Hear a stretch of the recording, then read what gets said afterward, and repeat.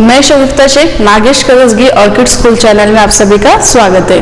बच्चों, हमने पिछली तासिका में कक्षा 4 का हिंदी पाठ्य पुस्तिका का पाठ क्रमांक 16 गोपाल का बगीचा, इस पाठ को हमने पढ़ा था। प्रस्तुत पाठ में जो लेखक ने हमें पेड़ पौधों का महत्व समझाया, किस तरह से हमें वृक्षारोपण करना चाहिए, उनका संरक्षण करना चाहिए, इस बारे में हमें बताया है। हमारा पूरा तरह से जीवन जो है पेड़ पौधों पर ही निर्भर करता है। हमें पेड़ों को काटना नहीं चाहिए। खुद की सुविधाएं के लिए हम दूसरों को तकलीफ देते हैं। ऐसा नहीं है कि पेड़ों में भी मतलब पेड़ों में जान नहीं होती, पेड़ों में भी जान होती है। पेड़ों से हमें बहुत सारे फायदे होते हैं, जैसे हमें सब्जियां पेड़ों से मिलती है, फल पेड़ों से मिलता है, फल पेड़ों से मिलती है। लेकिन कुछ अन्य सुविधाओं के लिए हम लोग उसको काट देते हैं, जैसे लकड़ी की वजह से हम उनको काट देते हैं। ऐसा होता है कि जैसे फल वगैरह हमने एक बार तोड़ दिए तो वो वापस से आ जाते हैं, लेकिन एक बार हमने पूरा पेड़ ही निकाल दिया तो वो वापस से नहीं आएगा। हमें वहां से पुनः एक बार उस पेड़ को लगाना होता है। लेकिन आजकल की जिंदगी में जो है पेड़ पौधे लगाने का काम बहुत ज्यादा कम हो चुका है। लेकिन सिर्फ लगाना यह उचित नहीं होता, उसका संरक्षण भी करना हमारी जिम्मेदारी होती है। प्रस्तुत पाठ में हमें पेड़ पौधे किस तरह से लगाना चाहिए, उनकी किस तरह से देखभाल करनी चाहिए, हमारे जीवन में पेड़ पौधों का क्या महत्व है। प्रस्तुत पाठ में जो है गोपाल जो है उसने अपने माँ से कहा था कि मैं पेड़ों के बिना रह सकता हूँ, पेड़ पौधों के बिना मैं रह सकता हूँ। तो उसकी माँ ने उसको उन दोनों में एक शर्त लग गई कि ठीक है, तुम एक दिन बिना पेड़ पौधों के रहकर दिखाओ, फिर तुम इस बगीचे में बिल्कुल कार्य नहीं करना। इस सौदे से वो बहुत ज्यादा खुश हुआ था। एक ही दिन हो गए तो उसको कितनी जगह पे, आपने देखा होगा पिछले तासिका में कि उसको कितनी जगह पे पेड़ पौधों की जरूरत पड़ी। जब वो बैठने गया तो कुर्सी पेड़ पौधों से बनी हुई थी। फिर बाद में वो खाना खाने के लिए गया तो सब्जियां बनी हुई थी। फिर वो दूध और मक्खन खाना चाहता था, लेकिन दूध और मक्खन गाय भैंसों से मिलता है, उससे हम दूध आता है, फिर उससे मक्खन बनाते हैं। और गाय भैंस जो जानवर है वो पेड़ पौधे पे जिंदा रहते हैं। जैसे फिर बाद में क्या होगा कि वो सोने के लिए खाट पे चला गया, खाट लकड़ी से बनी हुई होती है। ऐसे बहुत सारी चीजें हैं। तो हमारा पूरी तरह से जीवन जो है पेड़ पौधों पर ही निर्भर करता है। तो हमें पेड़ पौधे लगाना चाहिए, उनकी देखभाल भी करनी चाहिए। तो चलिए इस पाठ का हम आज अगला भाग पढ़ेंगे। गोपाल का बगीचा।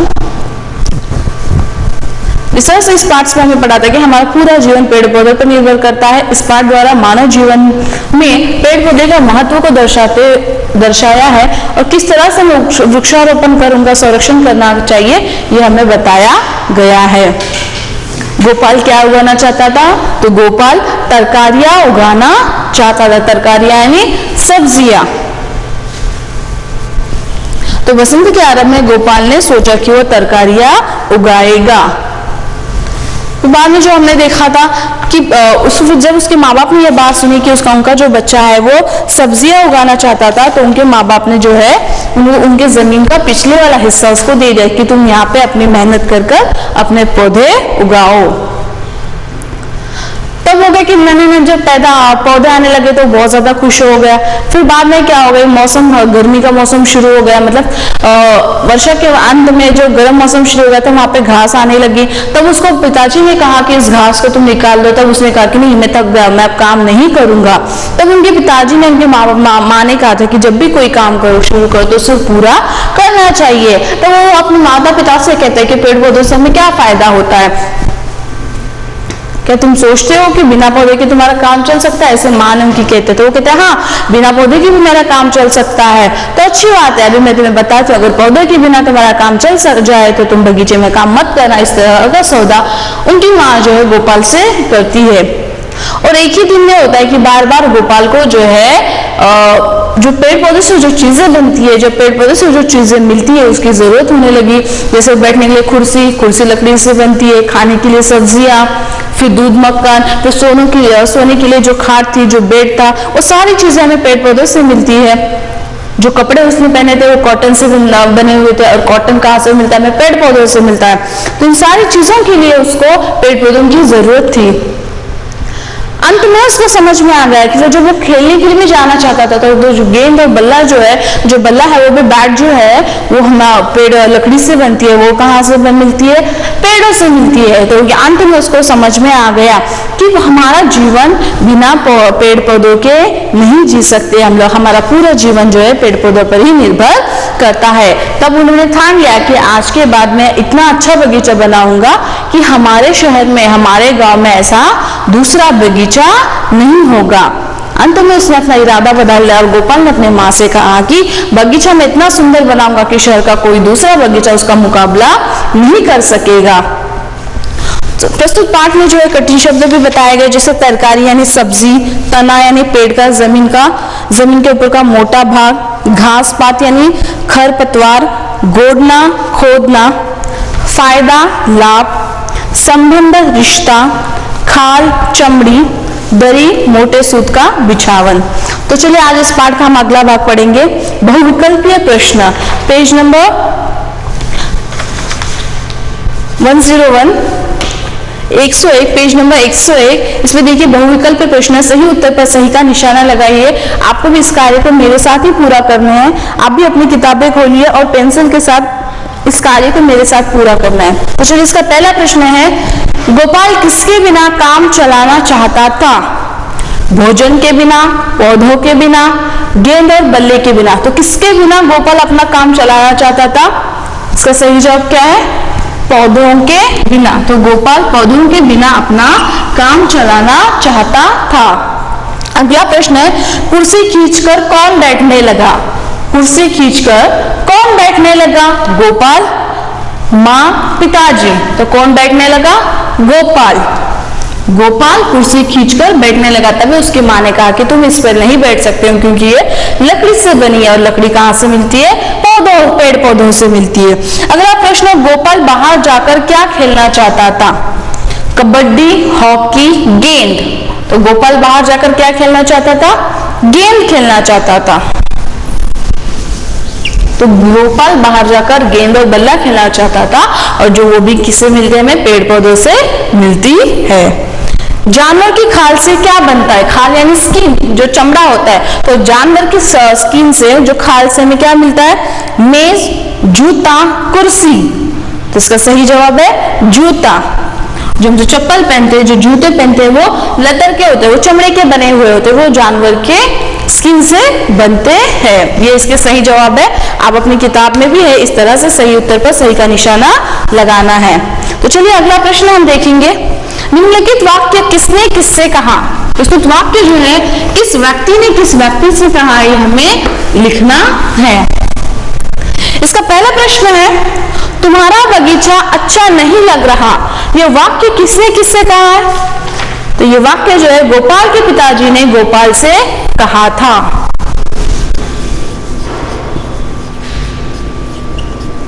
गोपाल के पिताजी ने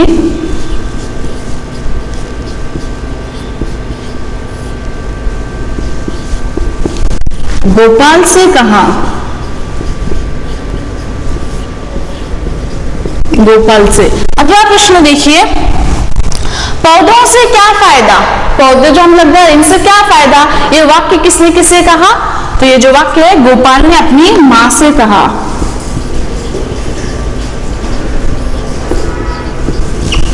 गोपाल ने अपनी मां से कहा। अगला जो है, कुर्सी लकड़ी से बनती है। कुर्सी लकड़ी से बनती है, यह वाक्य किसने किससे कहा है? तो गोपाल की मां ने गोपाल से कहा है।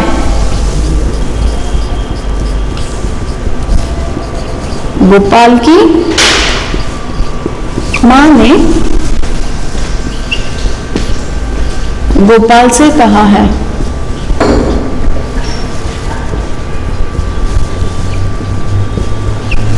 अगला वाक्य देखिए, मैंने अपना इरादा बदल दिया।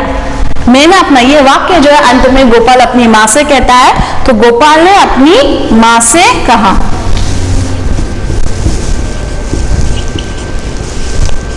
गोपाल ने अपनी मां से।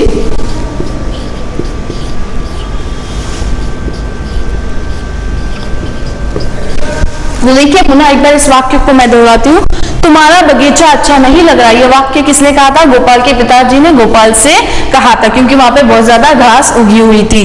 पौधों से क्या फायदा? तो ये वाक्य जो है गोपाल ने अपनी मां से कहा था। कुर्सी लकड़ी से बनी है, ये वाक्य जो है गोपाल की मां ने गोपाल से कहा था। मैंने अपना इरादा बदल दिया, अंत में ये वाक्य जो है गोपाल अपने मां को कहते हैं। चलिए ये जो भी सारे प्रश्न आप अपनी पुस्तक में लिखना है। तो चलिए अगला देखेंगे हम प्रश्न क्रमांक 3।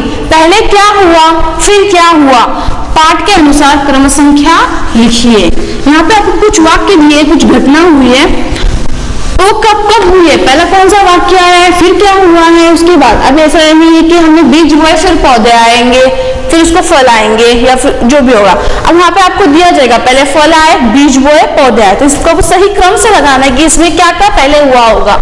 नन्हे नन्हे पौधे उगने लगे, मैं बाहर जाकर गेंद से खेलूं। ये जो सारे वाक्य है प्रस्तुत पाठ में से ही लिए गए, तो किस तरह से ये घटना से क्रम हुए हैं उसके अनुसार के मतलब घटना के अनुसार इसको क्रम संख्या में आपको लगाना है। मैंने अपना इरादा बदल दिया है, गोपाल ने कहा। गोपाल ने बगीचे का काम करना शुरू कर दिया। मैं तो काम करते करते थक गया, गोपाल ने कहा। तो इसमें से सब में पहले क्या होगा कि पहले तो काम करना शुरू किया होगा ना, तो इसको आपको यहाँ पे क्रम लिखना है। तो गोपाल ने बगीचे का काम करना शुरू कर दिया। फिर इसमें से बचे हुए वाक्य में से कौन सा आएगा, जब उसने काम किया, मेहनत की, तो क्या हो गया, नन्हे नन्हे पौधे उगने लगे, ये क्या हो गया, 2 हो गया। फिर तीसरा क्या आएगा, मैं जाकर बाहर गेंद खेलूं, मैंने अपना इरादा बदल दिया है, मैं तो काम करते करते थक गया। तो ये तीसरा आएगा, मैं तो काम करते करते थक गया। फिर दूसरा चौथा क्या आएगा, मैं बाहर जाकर गेंद खेलूं, ये आ जाएगा चौथा। फिर अंत में मैंने अपना इरादा बदल दिया है, गोपाल ने कहा, ये 5वां आ गया। तो ये जो सारे वाक्य पाठ से लिए गए, लेकिन आपको घटना मतलब पहले क्या हुआ, दूसरा क्या हुआ, इस तरह से क्रमानुसार आपको लगाना है। तो इस तरह से क्रम आप अपनी पुस्तिका में भी लगवाना है। तो चलिए अगला प्रश्न देखते हैं। एक वाक्य में उत्तर लिखिए। एक वाक्य में उत्तर लिखिए। गोपाल क्या उगाना चाहता था, गोपाल क्या उगाना चाहता था। तो जो गोपाल है वो पौधा उगाना चाहता था। गोपाल जो पौधा उगाना चाहता था। आप ऐसे भी लिख सकते हो, गोपाल तरकारियों के पौधे, ये तरकारियां उगाना चाहता था। इसका दोनों भी सही जवाब है, गोपाल पौधे उगाना चाहता था, ये भी आप लिख सकते हो, या गोपाल तरकारी उगाना चाहता था। तरकारी यानी ये हो गए ना, पौधे ही हो गए ना, तो आप इसका दोनों उत्तर भी लिख सकते हैं। ठीक, गोपाल ने बीज कहाँ बोए, गोपाल ने बीज कहाँ बोए, तो गोपाल ने बीज क्यारियों में बोए। गोपाल ने क्यारियों में बीज बोए। अगला प्रश्न है, गोपाल क्यों थक गया, गोपाल क्यों थक गया। बगीचे का काम करते करते गोपाल थक गया। अगला प्रश्न है, गेंद और बल्ला किससे बनते हैं, गेंद और बल्ला किससे बनते हैं बताइए। तो गेंद और बल्ला लकड़ी से बनते हैं। अगला प्रश्न है, हमें ऊन किससे मिलता है, हमें ऊन किससे मिलता है, ऊन यानी वूल, तो हमें वूल किससे मिलता है, भेड़ से मिलता है, तो हमें ऊन भेड़ से मिलता है। अगला प्रश्न है, प्रश्नों के उत्तर लिखिए। इसका पहला प्रश्न है, गोपाल ने बगीचे में काम करना किस तरह शुरू किया, गोपाल ने बगीचे में काम करना किस तरह शुरू किया। तो गोपाल ने बड़ी मेहनत से जमीन खोदना यानी डिगिंग करना, तो गोपाल ने बड़ी मेहनत से जमीन खोदी, फिर मिट्टी खोदकर भुरभुरी कर दी, उसके बाद उसने क्यारियों में बीज बोए। पहले उसने जमीन को खोदा, उसमें जो मिट्टी थी, मिट्टी जो थी जैसे हम खोदते तो एकदम ऐसे फिट हो जाती है, ऐसे घट रह जाती है, तो उसको ढीली करनी होती है, उसको कहेंगे भुरभुरी करना। फिर उसमें क्यारियों में बीज बोए। क्यारी मैंने बताया था कि जैसे थोड़े थोड़े अंतर पर जो होता है बीजों को बोया जाता है। अगला प्रश्न है, गोपाल क्या देखकर खुश हुआ, गोपाल क्या देखकर खुश हुआ। जब नन्हे नन्हे पौधे उगने लगे तो गोपाल उन्हें देखकर खुश हुआ, क्योंकि उसने बड़ी मेहनत से उस पौधों को लगवाया, बीजों को बोया था, अब उन बीजों में से पौधे आने लग गए। जब हम भी कोई मेहनत करते हैं, जब वो मेहनत रंग लाती है, जब वो सफल हो जाती है, तो हमें भी बड़ी खुशी हो जाती है। तो गोपाल ने जो मेहनत की उसमें से जो है नन्हे नन्हे पौधे उगने लग गए, तो वो उस पौधों को देखकर उसे बड़ी खुशी होने लगी। अगला प्रश्न है, पौधों का बढ़ना क्यों रुक गया? जो पौधे थे वो बढ़ चुके थे लेकिन अब वो आगे नहीं बढ़ रहे थे, तो क्यों ऐसा हो गया? वसंत के अंत में मौसम गर्म हो गया और बहुत सी घास पात उगने लग गई, इसलिए पौधों का बढ़ना रुक गया। वहां पे जो है बहुत सारी घास पात उगने लग गई, तो अब वो पौधे नहीं बढ़ रहे थे, बहुत सारी गर्मी भी आ रही थी, तो उनको भी पानी की भी आवश्यकता थी। अब यहाँ पे ऐसा था कि मौसम गर्म हो गया तो यहाँ पे और ज्यादा मेहनत की आवश्यकता थी, लेकिन अब वो मेहनत गोपाल नहीं करना चाहता था। अगला प्रश्न है, पिताजी ने गोपाल को क्या सलाह दी? पिताजी ने गोपाल को क्या सलाह दी? तो पिताजी ने गोपाल को यह सलाह दी कि तुम्हें चाहिए कि घास पात को खोदकर बाहर निकाल दो और पौधों के चारों ओर मिट्टी गोड़ दो। घास पात यानी जो उस पर अनचाहे जो पौधे आ चुके थे, अनचाहे जो घास आ गई थी, उसको निकालना है आपको और मिट्टी को गोड़ना यानी मैंने क्या था कि मिट्टी को जो भुरभुरी करना, जो पौधों के साइड से जो मिट्टी होती है उसको भुरभुरी कर देना होता है, तो इसमें उन्होंने कहा था कि मिट्टी को गोड़ दो। अगला प्रश्न है, मां ने गोपाल को क्या समझाया? मां ने गोपाल को क्या समझाया, क्या बताया मां ने? मां ने गोपाल को समझाया कि जब कोई काम शुरू करो तो उसे पूरा भी करना चाहिए। तो बात आप भी ध्यान में रखिए, जब भी कोई काम हम शुरुआत करते हैं तो उस काम को पूरा भी करना चाहिए, कोई भी काम को हमें अधूरा नहीं छोड़ना चाहिए, भले चाहे उसमें देरी हो जाए लेकिन उस काम को हमेशा पूरा करना चाहिए। तो चलिए अगला प्रश्न देखते हैं। प्रश्न क्रमांक 6, विपरीत अर्थ वाले शब्दों की कोष्टक में दिए गए शब्दों से जोड़ियां बनाइए। यहाँ पे कुछ विलोम शब्द दिए, विपरीत अर्थ वाले शब्द दिए, उन्हीं के सही जवाब इस कोष्टक में दिए गए, यहीं से सही जवाब ढूंढकर आपको यहाँ पे लिखना है। जैसे पहला शब्द है आरंभ, आरंभ यानी शुरुआत, आरंभ अंत, आरंभ अंत, तो उसी का होगा फायदा। तो फायदा का दूसरा शब्द क्या होगा? उसका विपरीतक शब्द यानी विलोम शब्द क्या होगा? नुकसान, फायदा नुकसान, फायदा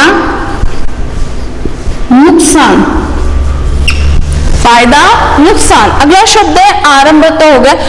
दूसरा शब्द, तीसरा शब्द है गरम, गरम ठंडा, गरम ठंडा, ये विपरीतक यानी विलोम शब्द है। प्रसन्नता नाराजगी, प्रसन्नता यानी खुशी होना, फिर उदास हो जाना, प्रसन्नता नाराजगी, प्रसन्नता नाराजगी।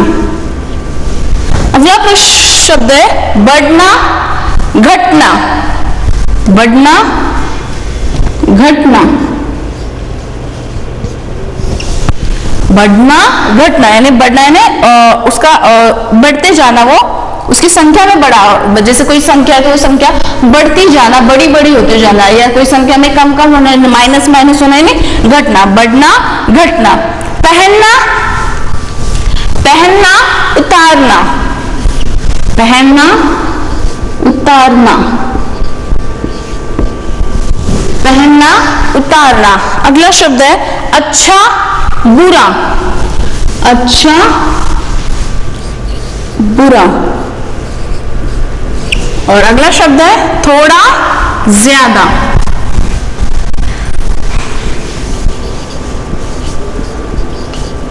थोड़ा ज्यादा। तो इस प्रकार के विपरीतक शब्द है आरंभ अंत, फायदा नुकसान, गरम ठंडा, प्रसन्नता नाराजगी, बढ़ना घटना, पहनना उतारना, अच्छा बुरा थोड़ा ज्यादा। आप भी इस कार्य को अपने पुस्तिका में करना है। अभी अगला प्रश्न देखेंगे, प्रश्न क्रमांक 7वां, रेखांकित शब्दों को पढ़िए और बताइए कि ये शब्द स्त्रीलिंग है या पुल्लिंग। तो हम स्त्रीलिंग और पुल्लिंग इसकी परिभाषा हमने देखी थी।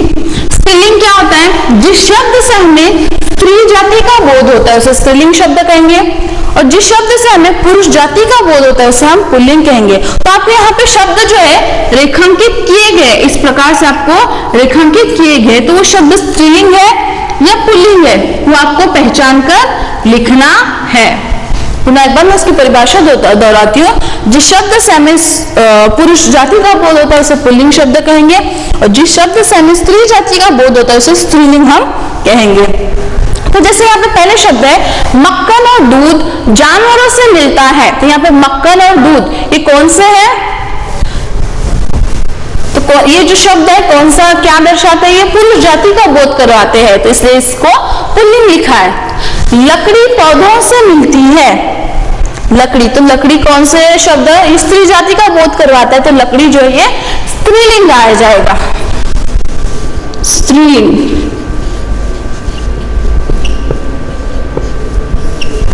अगला शब्द है कंबल, दो शब्द है, कंबल ऊन से बनाया जाता है, कंबल ऊन से बनाया जाता है, तो ये जो शब्द है पुरुष जाति का बोध कराते हैं, तो ये क्या आएगा, पुल्लिंग।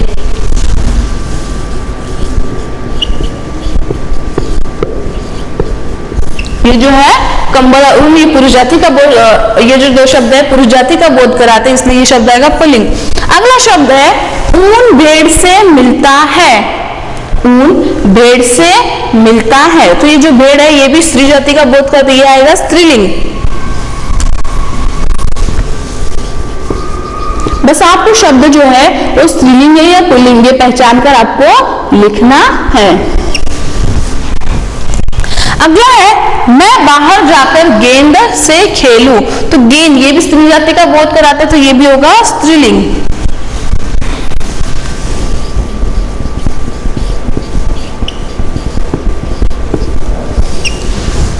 अगला देखिए तुम पानी और नमक खा सकते हो, तो यहाँ पे पानी और नमक ये दो शब्द जो है ये पुल्लिंग है।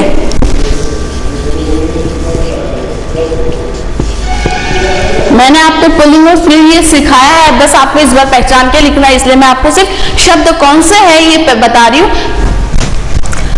कुर्सी लकड़ी से बनी है, तो कुर्सी कौन से शब्द कौन से जाति का बोध कराते हैं, स्त्री जाति का, तो कुर्सी क्या आएगी, स्त्रीलिंग।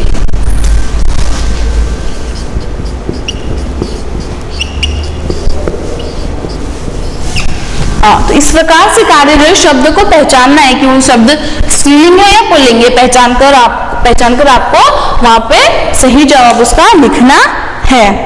तो चलिए अगला प्रश्न देखते हैं, प्रश्न क्रमांक 8। पाठ के आधार पर निम्नलिखित वाक्यों को शुद्ध करके लिखिए। यहाँ पे आपके कुछ वाक्य दिए, वो वाक्य शुद्ध नहीं है, अशुद्ध है। अब अशुद्ध यानी क्या कि उसकी मात्रा सही से नहीं है, वो वाक्य के जो शब्द है वो आगे पीछे हुए हैं, जहाँ पे 2 मात्राएं होनी चाहिए वहां पे 1 मात्राएं हैं।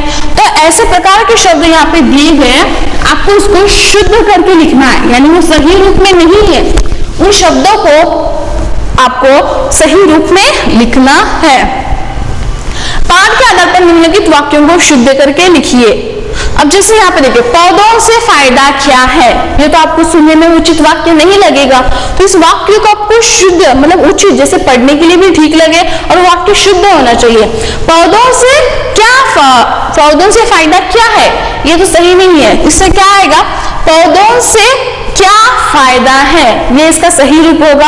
अगला देखिए मौसम, मौसम तो नहीं होता है ना, मौसम होता है, क्या होता है, मौसम। मौसम बहुत गर्म है गया है, ये तो सही वाक्य नहीं है, मौसम बहुत गर्म हो गया है, हो गया है के लिए भी 2 मात्रा आएगी, तो इस प्रकार से आपको सही करके लिखना है। पौधों से क्या फायदा है, पौधों से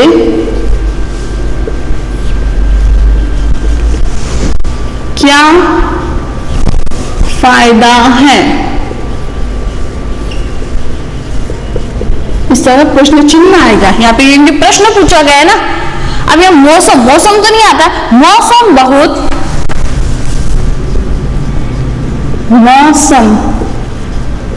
बहुत गर्म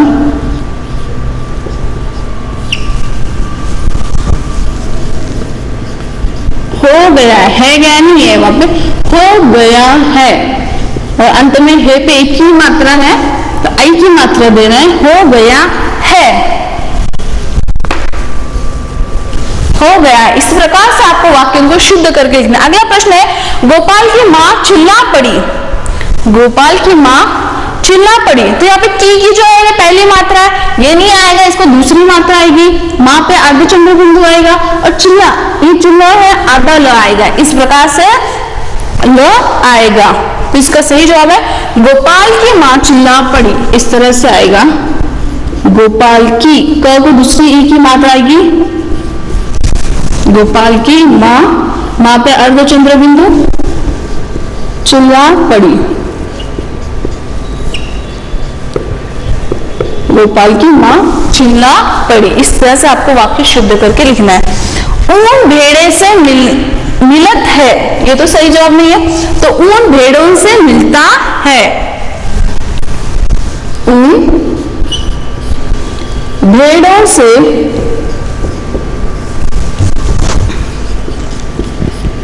मिलत का मिलता है, या जैसे यहाँ पे देख कि ये आएगा मिलता, और ये भेड़ों से ओ की मात्रा आएगी। तो इस प्रकार से वाक्यों को आपको शुद्ध करके लिखना है। पौधों से फायदा क्या है, ये सही शुद्ध शुद्ध रूप, अशुद्ध रूप है इसको शुद्ध। पौधों से क्या फायदा है, मौसम बहुत गर्म है गया है, ये सही नहीं है, तो इसका सही क्या आएगा, मौसम बहुत गर्म हो गया है। जैसे यहाँ पे बहुत को दूसरी ऊ की मात्रा दी है, ये भी गलत है, इसको पहली ऊ की मात्रा आएगी, जैसे मैंने यहाँ पे आपको दिया है, तो यहाँ पे भी पहली ऊ की मात्रा आएगी। गोपाल की माँ चिल्ला पड़ी, गोपाल की माँ चिल्ला पड़ी, ऐसा था, इसका नहीं, ऐसा नहीं आएगा, तो गोपाल की माँ चिल्ला पड़ी। ऊन भेड़े से मिलता है, नहीं, ऊन भेड़ों से मिलता है, यहाँ में मिलत है। तो इस प्रकार से वाक्यों को शुद्ध करके आपको भी लिखना है। अगला प्रश्न है प्रश्न क्रमांक 9, वचन बदलिए। वचन दो प्रकार के होते हैं, एक वचन और बहुवचन। जिस शब्द से किसी एक संख्या का बोध होता है हम उसे एक वचन कहते हैं। जिस शब्द से हमें एक से अधिक संख्याओं का बोध होता है उसे हम अनेक वचन कहते हैं। अनेक वचन या बहुवचन कहते हैं। वैसे तो मराठी में जो एक वचन अनेक वचन होता है, लेकिन हिंदी में जो होता है एक वचन और बहुवचन होता है। तो यहाँ पे जो शब्द है कुछ एक वचन शब्द है, कुछ बहुवचन शब्द है। जो एक वचन शब्द है उनको बहुवचन करना है, और जो बहुवचन शब्द है उनको एक वचन करके हमें लिखना है। तो चलिए इस शब्द को हम करेंगे। सब में पहले यहाँ पे शब्द है तरकारी, ये एक वचन है, तो इसका बहुवचन में रूपांतरण होगा तरकारियां, मतलब एक से ज्यादा सब्जियां। जैसे सब्जी, सब्जी यानी एक हो गई, लेकिन एक से ज्यादा सब्जी हमारे पास है तो क्या कहेंगे, सब्जियां। तो इसी प्रकार तरकारी, तरकारियां। फायदा, हमें उससे फायदा हो गया, लेकिन एक से ज्यादा फायदा हमें हो रहा है तो क्या कहेंगे, तो क्या होगा, हमें बहुत फायदे हुए हैं। फायदे, फायदा, फायदे, तो फायदे ये इसका बहुवचन हो गया। तो मैं एकदम आपको परिभाषा बता दूं, एक वचन बहुवचन, किसी शब्द से हमें एक संख्या का बोध होता है तो वो एक वचन कहलाएगा। लेकिन किसी शब्द से एक से अधिक, वो कितने भी हो सकते हैं, 2, 3, कितने भी हो सकते, एक से अधिक संख्याओं का बोध होता है तो क्या होगा, वो बहुवचन कहलाएगा। अगला है पौधा। पौधा यानी एक ही पौधा होगा, लेकिन गोपाल बहुत सारे पौधे उगाना चाहता था, एक ही पौधा लगाना चाहता था, क्या हो, एक से ज्यादा, तो क्या होगा, बहुवचन। तो पौधा ये एक वचन है तो उसका बहुवचन होगा पौधे। पौधा, पौधे। अगला प्रश्न है, सॉरी अगला शब्द है चीज। चीज, कोई एक है वस्तु है तो चीज कहेंगे, लेकिन बहुत सारी है तो चीज है। मैंने दुकान से चीज खरीद के लाई, एक ही लाई तो एक है, लेकिन बहुत सारी लाई है तो मैंने दुकान से चीजें खरीद के लाई। तो चीज का बहुवचन क्या आएगा, चीजें। चीज, चीजें। अगला देखिए कैरियां।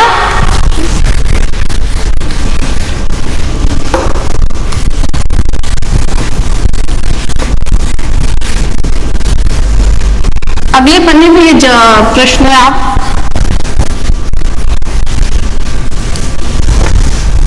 देखिए कैरिया। कैरिया का एक वचन, अब यहाँ पे ये बहुवचन है, इसको एक वचन करना हो, कैरिया, कैरी। लकड़ी, लकड़ी एक ही है तो मैं एक से ज्यादा बहुवचन में रूपांतर, तो क्या होगा, लकड़ियां।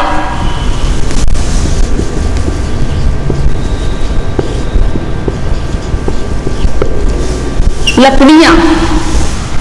अगला है बगीचे, यहाँ पे बहुवचन है बगीचे, तो यहाँ पे एक आएगा तो बगीचा, बगीचा। चद्दर, अगला है चद्दर, एक ही है, ये एक वचन है तो हमें बहुवचन करना है, चद्दरे।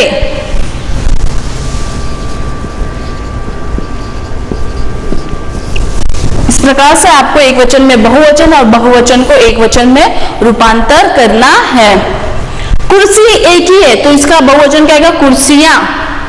भेड़े या बहुवचन इसका आएगा एक वचन भेड़, कुर्सी, कुर्सियां।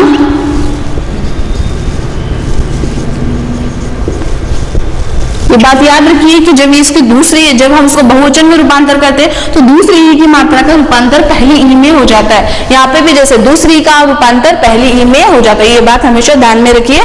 कुर्सी, कुर्सियां, भेड़े, तो ये बहुवचन शब्द है तो इसका वचन एक ही आएगा तो भेड़।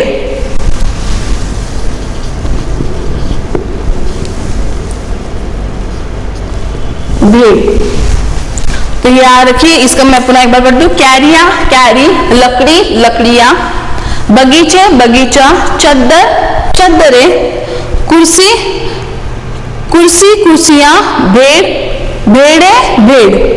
तो ये होगा एक वचन का अनेक वचन में रूपांतर। अगला प्रश्न, ये रचनात्मक कार्य छात्रों को स्वयं करना है। बस आपको मैं बता दूं आपको कि करना क्या है इसमें।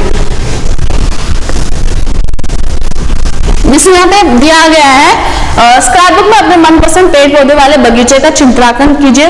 तो आपको जो मनपसंद जो भी गार्डन वगैरह है उसका आपको चित्र निकालना है, उसमें मनपसंद पशु पक्षियों को घूमते फिरते दिखाना है। ऐसा नहीं कि सिर्फ गार्डन या बगीचा निकालना है, आपके जो मनपसंद पशु या पक्षी है उनका भी चित्र वहां पे निकालना है। अगला है, हमें किनसे क्या मिलता है सोचकर लिखिए। जैसे पेड़ पौधे, पेड़ पौधों, तो पेड़ पौधों से हमें क्या मिलता है, क्या क्या चीजें हमें इनसे मिलती है। जैसे मिलता है फल मिलते हैं, फूल मिलते हैं,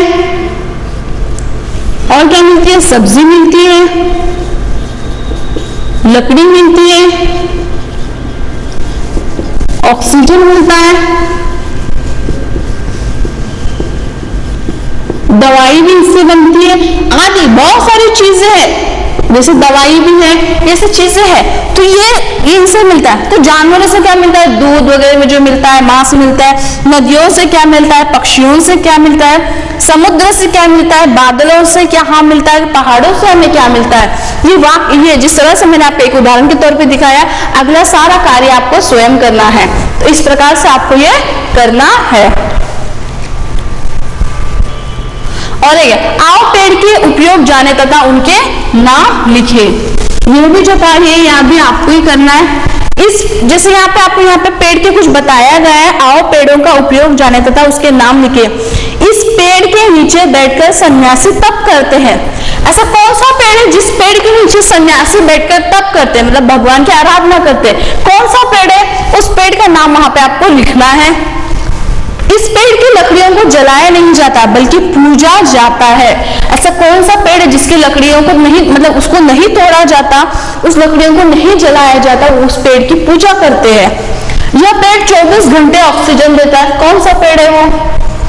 इस पेड़ का नाम एक राजा के नाम पर है। ऐसा कौन सा पेड़ है जिस पेड़ का नाम किसी राजा के नाम पे से रखा गया?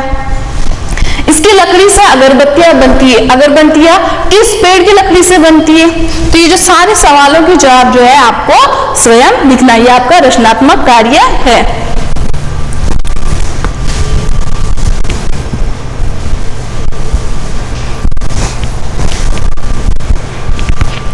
प्रस्तुत पाठ गोपाल का बगीचा, इस पाठ में जो है हमें पेड़ पौधों का महत्व समझाया गया है कि किस तरह से हमें पेड़ पौधों की देखभाल करनी चाहिए। हमारा सारा जीवन जो है पेड़ पौधों पर ही निर्भर करता है। वृक्षारोपण के साथ साथ वृक्ष संरक्षण भी हमें करनी चाहिए। साथ ही साथ हमने इसके एक वाक्य में प्रश्नोत्तर, प्रश्नों के उत्तर, और इसमें जो है वचन बदलिए, कुछ व्याकरण भाग भी हमने देखा था, वचन बदलिए ये भी देखा था। अशुद्ध वाक्यों को शुद्ध करके लिखना यह भी देखा था। साथ ही साथ इसका कुछ रचनात्मक कार्य है जिससे हमें आप पेड़ की जानकारी में हमारी और ज्यादा, मतलब बहुत सारी जानकारी हमें और हासिल करनी है। जैसे इसमें रचनात्मक कार्य में ऐसे कौन सा पेड़ है जो 24 घंटे ऑक्सीजन देता है? ऐसा कौन सा पेड़ है जिस पेड़ की लकड़ियों से हम अगरबत्ती बनाते हैं? तो ऐसे तरह के जो आपको यहाँ पे पहेलियां दिए, मतलब उसके जो कुछ शब्द दिए, वाक्य दिए गए, उसको आपको पहचान कर उस पेड़ का नाम लिखना है। उम्मीद है आप इस कार्य को पूरा करेंगे। ये पाठ यही समाप्त होता है। आज के लिए बस इतना ही। धन्यवाद।